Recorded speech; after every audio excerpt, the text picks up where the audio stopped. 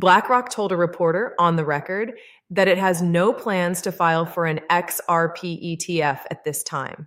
That's the hard no this entire market keeps refusing to accept.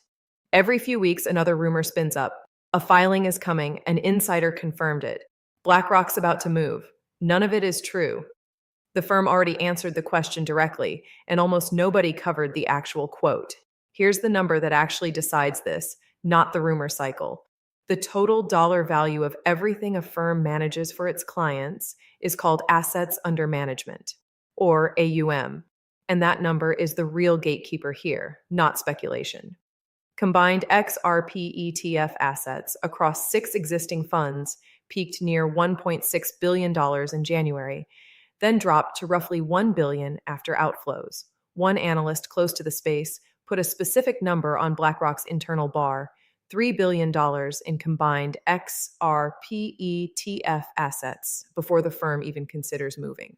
That's not a guess. That's how the threshold is coded internally. Look at the numbers next to each other and the picture gets uncomfortable fast. XRP ETFs are sitting at about a third of the level BlackRock is reportedly waiting to see.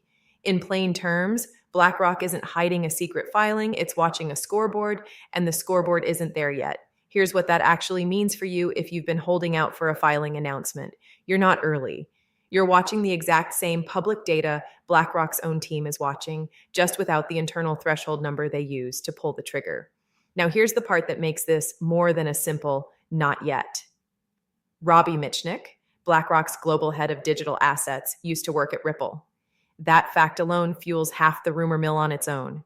But Mitchnick is the same person who confirmed directly that client demand hasn't crossed the internal threshold required to move forward. Strip away the institutional language, and here's what's actually happening. The person with the closest ties to Ripple inside BlackRock is the one holding the door shut because the data hasn't earned the filing yet. Compare that to how BlackRock actually operates when it does move. Its Bitcoin fund launched in January 2024, only after years of documented institutional demand had already built up. It crossed $1 billion in assets within its first week. It hit $80 billion in 374 days, the fastest any fund has ever reached that level, according to BlackRock's own CEO. That's not conviction. That's a firm that waited for proof, then moved once the proof existed. In plain terms, BlackRock doesn't chase a market into existence. It waits for the market to prove itself first, then arrives once the outcome is basically already decided. Most people hear no current plans to file and assume the door's closed permanently. Don't make that mistake. The regulatory backdrop underneath this decision has shifted, and that matters more than any single quote. Ripple's long legal fight with the SEC effectively ended, establishing that XRP sold on secondary markets isn't a security under U.S. law. Think of a clearing system as the back office engine that finalizes and confirms every major trade after it happens. That engine is run by the DTCC, the Depository Trust and Clearing Corporation. And before any asset moves through it at full institutional scale, that asset needs an approved internal risk classification on file. Regulatory clarity doesn't force BlackRock's hand. It just removes one of the excuses the firm previously had for staying out. Put simply, the legal fog that used to justify caution is mostly gone, which means the AUM threshold is now the only real variable left standing between no plans and an actual filing. Here's the systemic trap retail keeps falling into over and over. You're tracking headlines and court outcomes, treating each one like it should move price immediately. The institutional side of this market isn't tracking headlines at all. It's tracking a specific dollar figure sitting quietly in a spreadsheet that has to cross a line before capital moves. That disconnect, cheering a legal win while the actual gatekeeper number sits flat, is exactly why price action can stay dead calm even when the news cycle feels loud. In plain terms, the news you're excited about and the number BlackRock is actually watching are two completely different signals, and only one of them controls the filing. So what actually moves the threshold?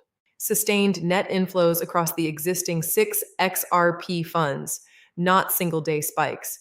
A tripling of current combined assets based on what one insider has already put on the record as BlackRock's internal bar. Continued signals from competitors. Invesco has already filed for a separate altcoin fund, which raises the pressure on BlackRock to stop sitting on the sidelines indefinitely. BlackRock rarely moves first into a new asset class, and it doesn't like being last either. That tension is the actual mechanism to watch, not the next rumor account on social media. Here's your structural takeaway: no hedging.